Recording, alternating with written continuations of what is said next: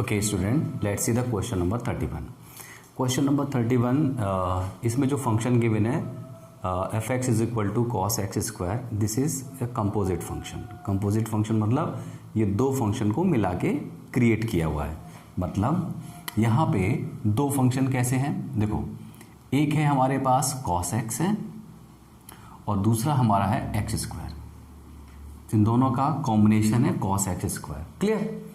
सो इस क्वेश्चन को हम दो तरीके से सॉल्व कर सकते हैं। एक, जैसे हमने प्रीवियसली जैसे मेथड पढ़ा हुआ था, हम उस मेथड के थ्रू भी सॉल्व कर सकते हैं और कंपोजिट कॉन्सेप्ट को लेके भी इसको हम सॉल्व कर लेते हैं। तो फिलहाल मैं इसको डायरेक्टली सॉल्व कर लेता हूँ, ठीक है। कंपोजिट फंक्शन के आगे क्वेश्चंस हैं हमारे पास, हम उनको सॉल्व करेंगे, बट इसको डायरेक्टली सॉल्व कर लेते हैं। डायरेक्ट सॉल्व करने के लिए ये जो फंक्शन है एक्स जो है वो element of the real number है, तो हम लोग सिंपल कॉन्सेप्ट यूज़ कर लेते हैं। सबसे पहले इस फंक्शन में कहीं भी एक पॉइंट, इस डोमेन में कहीं भी एक पॉइंट हम एज्यूम कर लेंगे a, let x is equal to a where a is a element in the domain. Okay, simple x is equal to a पे कंटिन्यूटी मैं चेक करने जा रहा हूँ। सिंपल मेथड यूज़ करूँगा जो कि आपने पहले पढ़ा हुआ है।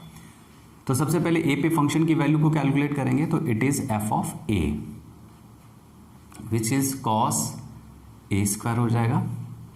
अब हम इसी a पे हम इसकी लिमिट को अप्लाई करेंगे, limit x goes to a f x. Clear? ये पहला पॉइंट हो गया। मैं दूसरा स्टेप यूज कर रहा हूं नाउ। यहां पे हम x को एज्यूम कर लेते हैं, x is equal to a plus h. अगर x हमारा a प्लस एच है तो इसका मतलब ये हुआ कि जैसे यहाँ पे लिखा हुआ ना x जो है वो a को अप्रोच कर रहा है, इसका मतलब है x और a ऑलमोस्ट बराबर है, x और a इक्वल है, तो डेफिनेटली ये कैंसिल हो जाएगा, h आ जाएगा 0। तो इसलिए हम लिमिट यहाँ पे अप्लाई करते हैं, limit s tends to 0। f of चूंकि x हमारा a प्लस एच है तो ये a प्लस एच हो जाएगा। Function is cos x square, so limit s tends to 0 cos a plus h square हो जाएगा। Open the bracket, limit s tends to 0 cos a square plus b square plus 2ah। Clear? अब हम क्या करेंगे, इसको solve करने के लिए लास्ट टू जिसमें h लिखा हुआ है और जो a स्क्वायर है, इन दोनों को हमने सेपरेट कर लिया, ठीक है ना। इसको a मान लिया और इसको b मान लिया, तो cos a प्लस b का फॉर्मूला अप्लाई करते हैं, limit s tends to 0 cos a cos b minus sin a sin b। Applying the limit, तो ये 0 हो जाएगा, cos 0 1 होता है और ये 0 होने पे वही h 0 हो जाएगा, तो sin 0 0, तो ये कंप्लीट ब्रैकेट 0 हो जाएगा और ये 1 आ जाएगा, इसका मतलब है it is cos a square. So मैंने दो कॉन्सेप्ट यूज़ किए हैं, a पे फंक्शन की वैल्यू निकाली है और लिमिट अप्लाई करने पे भी फंक्शन की वैल्यू को कैलकुलेट किया। इन दोनों वैल्यू पे क्या मुझे मिल गया, दोनों सेम मिल गए, means f of a is same as limit x goes to a f x. ठीक है, जब कभी ये रिजल्ट आता है, so we can say the given function, so f x is equal to cos x square is continuous on R. तो ये मैंने सिंपल मेथड से इसको सॉल्व कर लिया है। हम इसको कंपोजिट फंक्शन से भी सॉल्व कर सकते थे, ठीक है। बाकी आगे के क्वेश्चन जो होंगे वो सारे हम कंपोजिट फंक्शन से ही सॉल्व करेंगे। Clear? So please note down the solution. Let's see the next. Let's see the question number 32। बहुत इंपॉर्टेंट क्वेश्चन है, ठीक है। मुझे ये प्रूफ करना है कि mod cos x it is continuous entire its domain.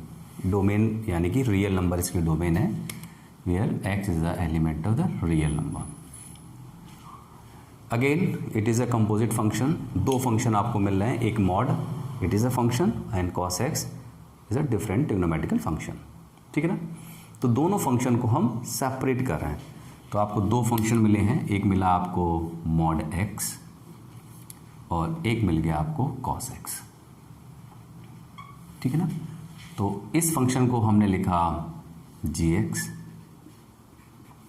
और इसको ले सकते हैं hx। बस मुझे क्या करना होगा, मुझे ये प्रूफ करना होगा कि मॉड x ये कंटिन्यूड फंक्शन है, ठीक है, कॉन्टिन्यूअस है, और एंटायर इट्स डोमेन, और ये cos x भी कंटिन्यूअस फंक्शन है एंटायर इट्स डोमेन। तो ये अलजेब्रा होता है, कंटिन्यूटी की अलजेब्रा है कि अगर दो फंक्शन कंटिन्यूअस हैं और इनको मिला के कोई कंपोजिट फंक्शन बन रहा है तो वो भी कंटिन्यूअस होता है। क्लियर। सो हम इंडिविजुअली इन दोनों क्वेश्चन को सॉल्व करेंगे, कंटिन्यूटी को प्रूफ करेंगे और फिर रिजल्ट लिखेंगे कि ये फंक्शन भी हमारा कंटिन्यूअस फंक्शन हो गया, ठीक है ना। तो सबसे पहले gx हमारा जो मॉड x है, इन दोनों की जो डोमेन है वो हमारी रियल नंबर है। क्लियर। तो ये फंक्शन किस तरह से कंटिन्यूअस होगा, this is the most important part. इस पार्ट को समझना है बहुत दिमाग से। क्लियर। इसको समझने के लिए क्या करेंगे, हम एक नंबर लाइन बनाएंगे। पहले तो इसको ब्रेक करो पहले। तो gx मॉड फंक्शन हमेशा इस तरह से ब्रेक होता है। देखो x को 0 करोगे, रफली मैं समझा रहा हूँ, तो ऑब्वियस है 0 ही मिलेगा, तो इसका मतलब ये फंक्शन 0 पे ब्रेक होगा। या तो ये 0 से बड़ा होगा या फिर ये 0 से छोटा होगा। बड़े पे इनइक्वालिटी आती है, ठीक है। If x is greater than 0, अगर ये नंबर पॉजिटिव है तो ऑलरेडी ये पॉजिटिव ही आंसर आएगा। अगर ये नंबर नेगेटिव है तो माइनस टाइम्स आएगा। तो यानी कि जो gx फंक्शन है मैंने इसको इस तरीके से ब्रेक किया है, ठीक है। इसके बाद हम नंबर लाइन बनाएंगे ताकि मुझे क्लियरिटी हो जाए कि मुझे एग्जैक्टली करना क्या है। 0 पे फंक्शन ब्रेक हो रहा है, x इक्वल टू 0 पे, 0 के राइट मीन्स ग्रेटर देन 0, तो यहाँ पे जो फंक्शन है मतलब gx जो है वो x है। लेस देन 0 के लिए भी फंक्शन gx लेस देन 0 के लिए माइनस x है, और 0 के लिए x है। So gx is equal to x, ठीक है ना। जो चीज़ यहाँ पे ये फर्स्ट स्टेप में लिखी हुई है सेम सेकेंड स्टेप है और सेम थर्ड स्टेप है। क्लियर। अब मुझे करना क्या है, मैं इस क्वेश्चन को 3 पार्ट में 3 केसेस में डिस्ट्रीब्यूट करूंगा। पहला केस होगा, मैं लिख देता हूं यहां पे, केस फर्स्ट जो होगा वो होगा कोई यहां पे ए एलिमेंट, हम ए नंबर एज्यूम करेंगे जो कि माइनस इन्फिनिटी से 0 होगा। So x is equal to A where a is a element of minus infinity to 0, small bracket है। This is your case 1। Case 2 क्या होगा, हम यहां पे कहीं x is equal to A assume करेंगे, ठीक है, x is equal to A assume करेंगे और a की जो डोमेन होगी is the element of 0 to infinity, 0 to infinity. Case 3 हम जनरेट करेंगे, 0 पे चेक करेंगे एट x इक्वल टू 0, ठीक है। तो इस मॉड फंक्शन को अगर मुझे कंटिन्यूअस फंक्शन चेक प्रूफ करना है तो मुझे ये 3 स्टेप फॉलो करने पड़ेंगे। अब इस स्टेप को सॉल्व कैसे करेंगे, जस्ट प्रीवियस क्वेश्चन जैसे सॉल्व किया था मुझे वही स्टेप फॉलो करना है। पहले हम a पे फंक्शन की वैल्यू निकालेंगे, तो यानी कि g ऑफ a निकाला मैंने, g ऑफ a निकालेंगे, चूंकि मुझे gx पता है ना, gx is equal to minus x, तो यहाँ पे पहले मेंशन कर दो gx is equal to minus x, तो g of a will be minus A. This is your first equation कह लो या फर्स्ट स्टेप कह लो, whatever. Second, limit apply करेंगे, limit x goes to a gx, limit x goes to a, gx है हमारा minus x, तो limit apply करेंगे तो you will get minus a, ठीक है ना। तो 2 स्टेप से मैंने कैलकुलेट किया लिमिट और दोनों से हमारे माइनस ए माइनस निकला। तो यहाँ पे हम स्टेटमेंट लिखेंगे g of a is equal to, since g of a is equal to limit x goes to a gx so gx is equal to minus x is continuous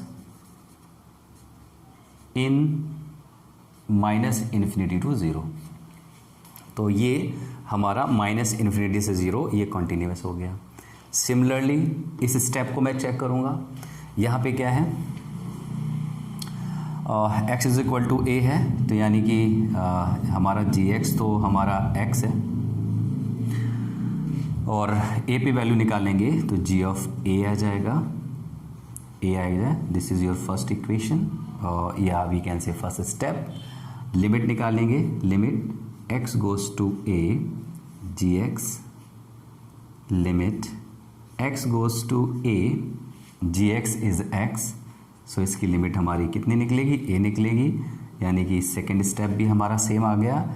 इसका मतलब ये हुआ कि since g of a is equal to limit x goes to a gx, दोनों same आ गए। It means gx is continuous on 0 to infinity, ठीक है ना। तो इस पार्ट में कंटिन्यूअस आ गया, इस पार्ट में कंटिन्यूअस आ गया। अब मुझे कंटिन्यूटी चेक करनी है, 0 पे चेक करनी है, तो this is your third case. 0 पे चेक करने के लिए आप खुद चेक करिए, 0 के राइट साइड में फंक्शन x है, 0 के लेफ्ट साइड में फंक्शन माइनस x है। जब हमारे फंक्शन चेंज होते हैं तो right hand limit and left hand limit case लगता है, अप्लाई होगा। तो केस थर्ड मैं थोड़ा सा अपसाइड करता हूँ, यहाँ पे case 3 at x is equal to 0, ठीक है। तो यहाँ पे हम राइट हैंड लिमिट निकालेंगे, फिर क्या निकालेंगे, लेफ्ट हैंड लिमिट निकालेंगे, फिर at x equal to 0। 3 step में ये थर्ड केस 3 भी 3 स्टेप में फॉलो होगा। तो राइट हैंड लिमिट निकालने के लिए लिमिट, चूँकि ये फॉर्मूला लिख दें, x goes to a f of a plus h, यहाँ पे हम h गोज टू 0 कर लेते हैं। तो limit s tends to 0 f of a यहाँ पे 0 है, तो यानी कि 0 प्लस h आएगा।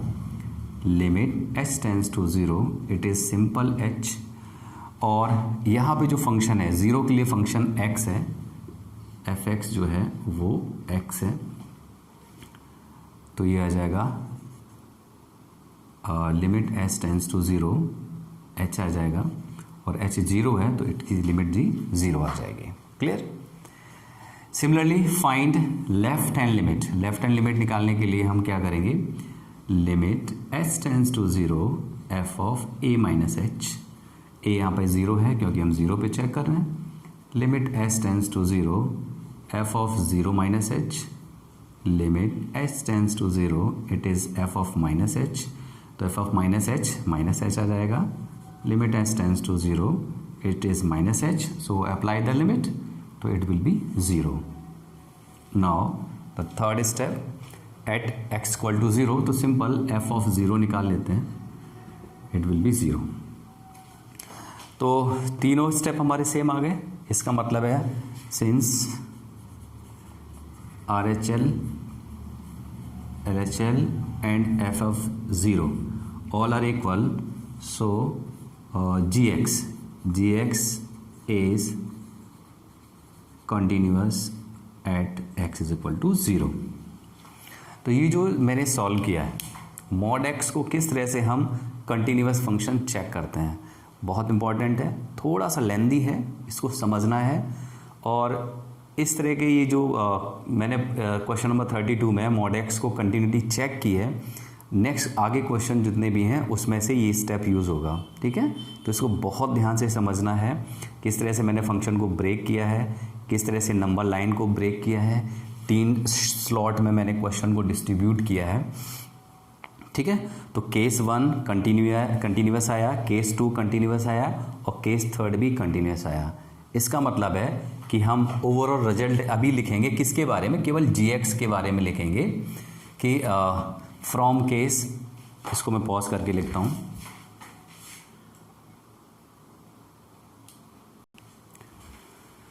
सो यहाँ पे मैं लिख देता हूँ कि from case 1, case 2 and case 3 we can say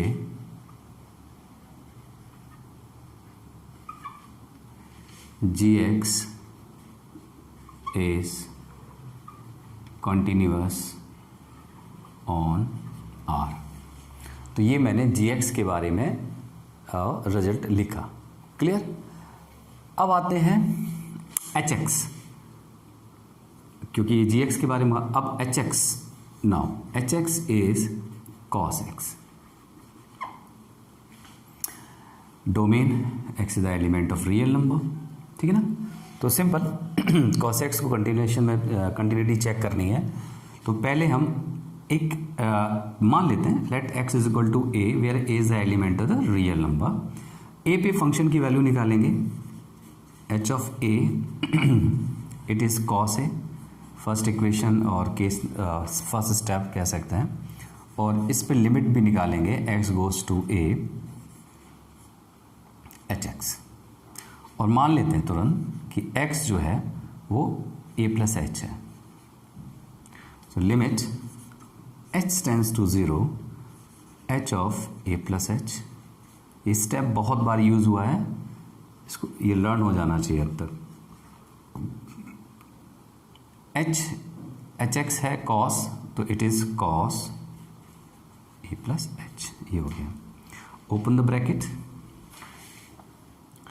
limit h tends to 0 cos a cos b minus sin a sin b। Apply the limit, तो ये 1 हो जाएगा, है ना, और h 0 हो जाएगा तो ये तो 0 ही हो जाएगा, तो it will B cos a। तो this is your second equation, यानी कि सेकेंड स्टेप जो है वो लिमिट का स्टेप है और ये फंक्शन का स्टेप है, दोनों हमारे इक्वल आ गए। Means since h of a is same as limit x goes to a hx, so we can say hx is continuous function on real number। तो यहाँ पे मैंने रिजल्ट निकाल दिया hx। ये स्टेप जो सेकंड पार्ट था वो थोड़ा सा इजी था। तो यहाँ पे मैंने पहले प्रूफ किया कि gx कंटिन्यूस फंक्शन है इन द डोमेन, hx भी हमारा कंटिन्यूस फंक्शन हो गया इन द डोमेन। चूंकि hx और gx का ये कंपोजिट फंक्शन है, मिलके फंक्शन मिला हुआ है, तो अलजेब्रा कहती है कि कंपोजिट फंक्शन जो कि कंटिन्यूस फंक्शन से मिलके बना हुआ है वो भी कंटिन्यूस होगा। ठीक है। So we no